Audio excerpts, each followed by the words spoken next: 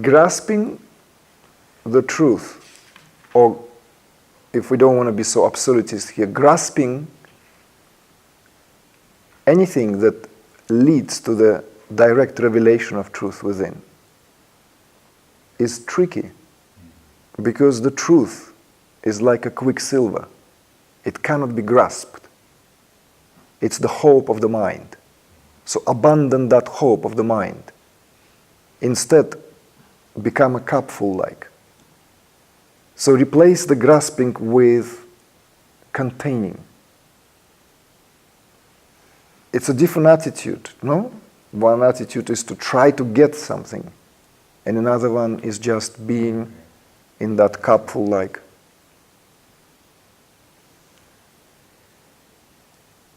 And again,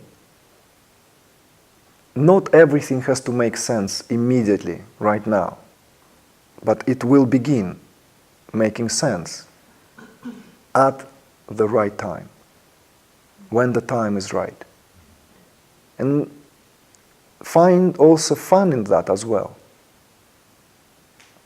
If the jigsaw puzzle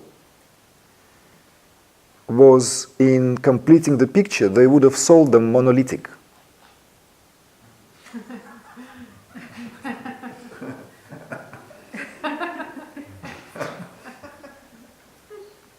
The fun is in, no. This goes here. Nope.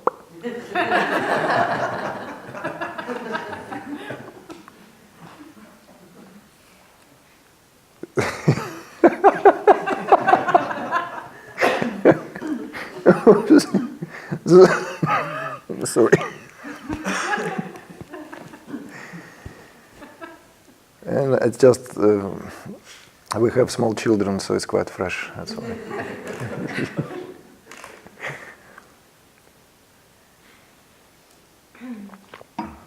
That's how I feel. It's beautiful, ennobling experience to feel a child again. And then, that beginner's mind. I find it's not easy, not difficult at all to work with people who actually not at all versed. It's so easy.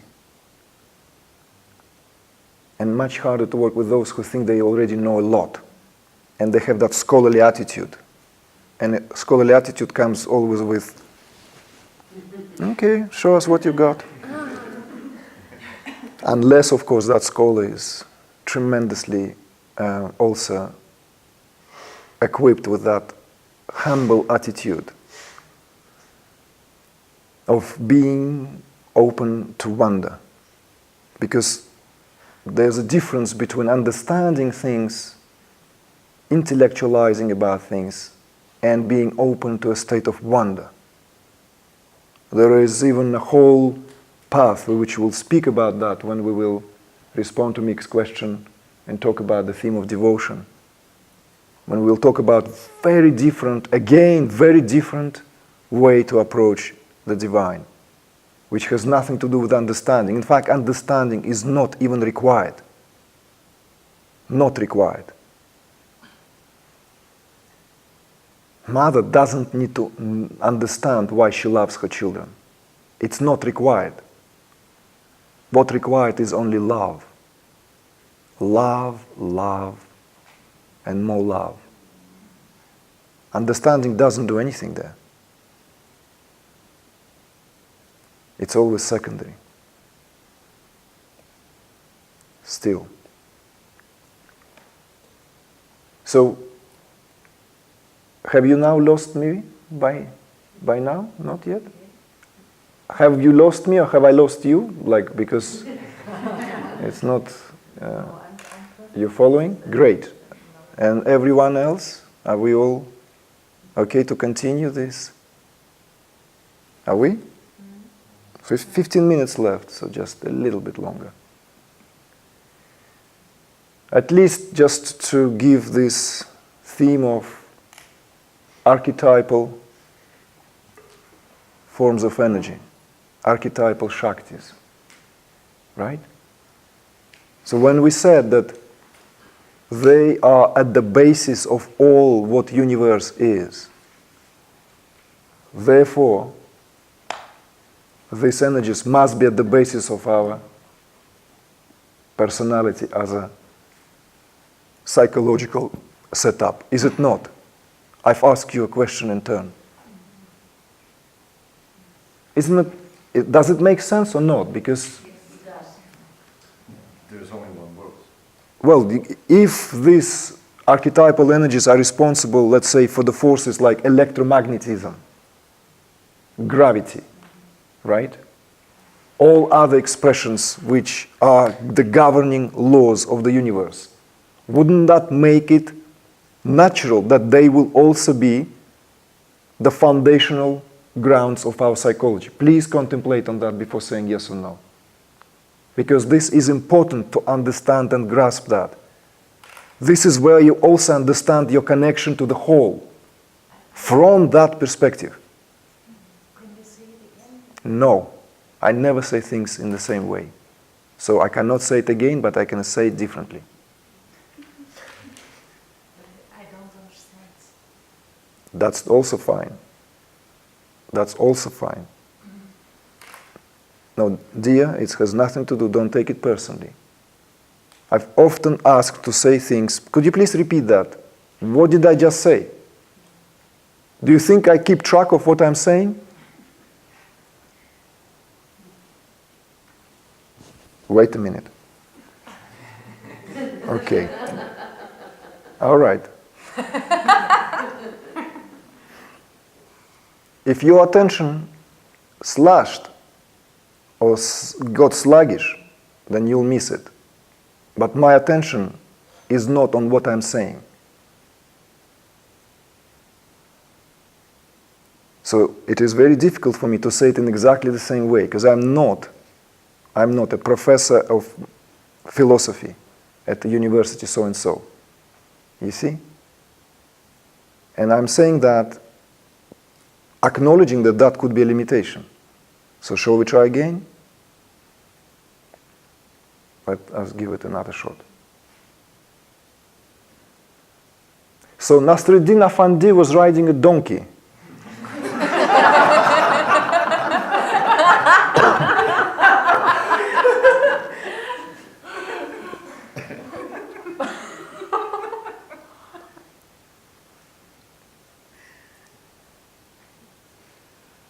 And a little boy was walking next to him. And when they came to the village, the villagers were start pointing fingers. What an inconsiderate old man. What a, riding a donkey while this boy walking next to him. So Nasruddin dismounted and the boy climbed on the donkey and they continued. The villagers were not happy. What an inconsiderate father. What is he teaching the young boy? Walking here by himself while the boy is on a donkey. So Nasruddin climbed on the donkey and now both of them riding a donkey. Villagers are still not happy. What a family of, like abusing animal.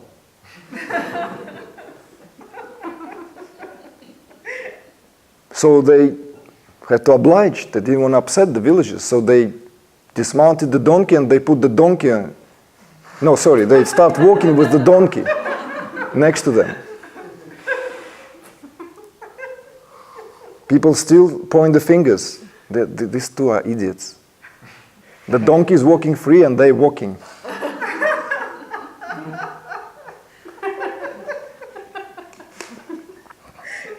You see?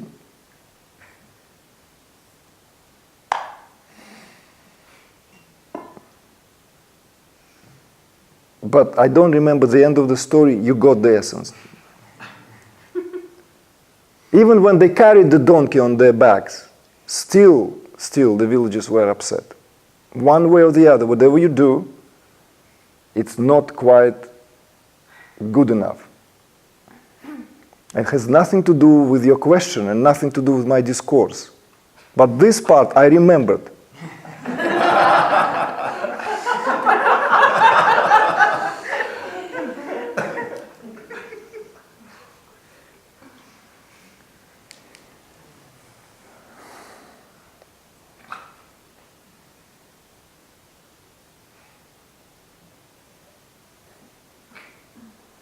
It's a profound story. Profound story. It's a Sufi story.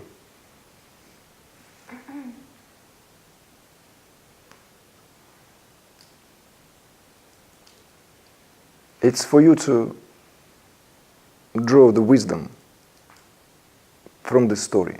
And there are many layers in this story and to the story.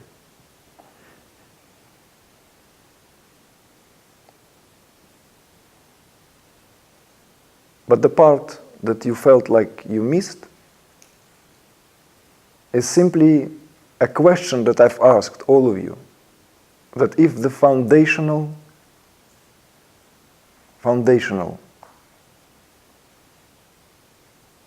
energies that go into the making of this universe are there in the first place to make that universe what it is, wouldn't that make it natural that this energy is also foundational to our character, to our personality, to our psychological setup? I'm asking this question now in turn. Does that make sense or not? Do not worry if it doesn't. If I did not consider, I wouldn't have asked the question. That's why I'm asking that question.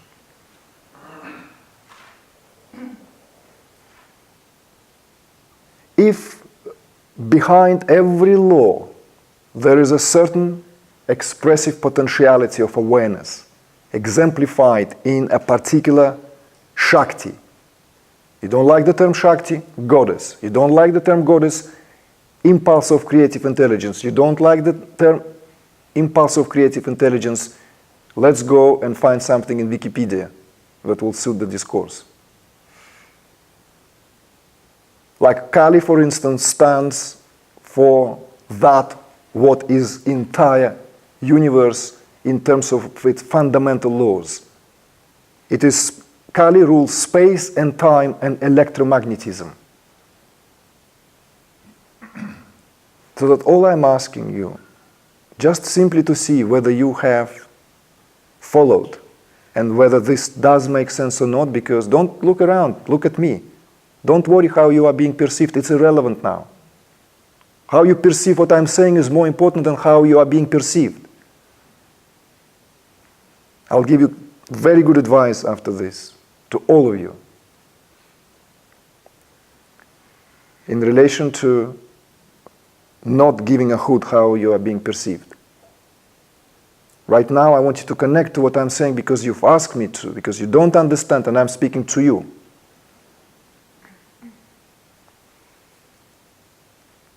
So if electromagnetism and gravity and other forces in nature out of which the universal laws are made, without which there is no universe, it cannot function, does that make sense that these also fundamental laws would somehow be present at the basis of our psychological setup, at the basis of our what we call our individual psychology? Does that make sense or not? It does, isn't it? But also, just agreeing placidly, not quite enough. It should be accompanied by that, beholding this, that in fact, my psychology is actually cosmic psychology. In other words, it's not just this kind of isolated field of study. It's not just some kind of isolated discipline here. Because all prior to that is isolated. And what we're trying to do is to include, all embrace. That these foundational forces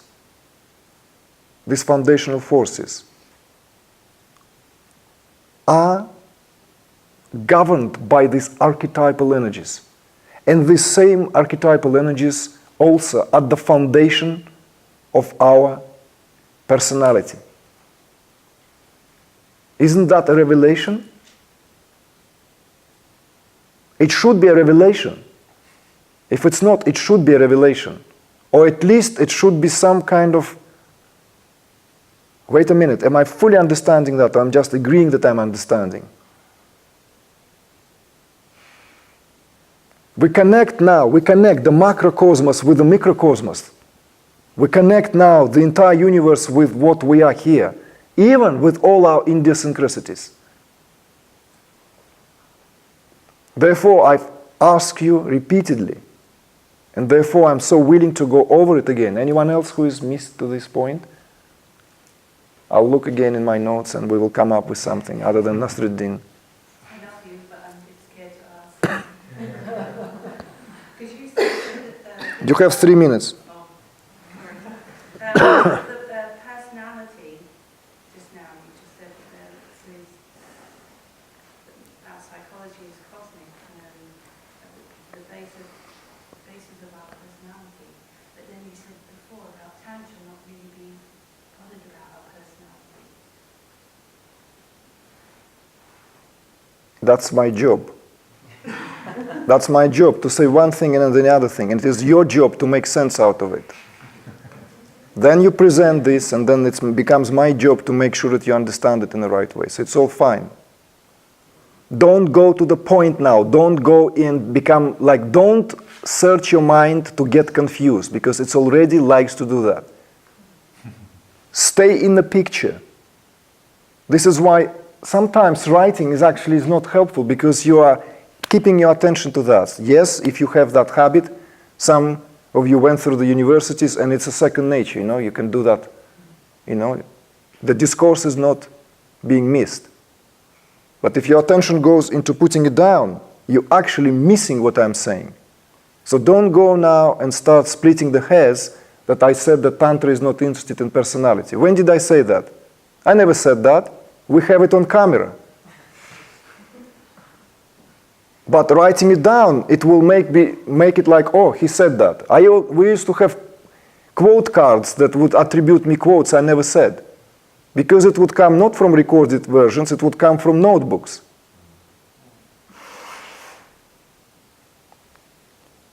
So don't get confused for no reason. Stay in the overall picture. I'm asking you something and you go back to that, and you're diluting that. That what is being expressed second time. Does that make sense to you? That your individual personality, your setup, your whole conglomerate of your psychological, essentially, responses has the same archetypal energy that went in the creation of the universe. I'm asking it for the flippant 4th time.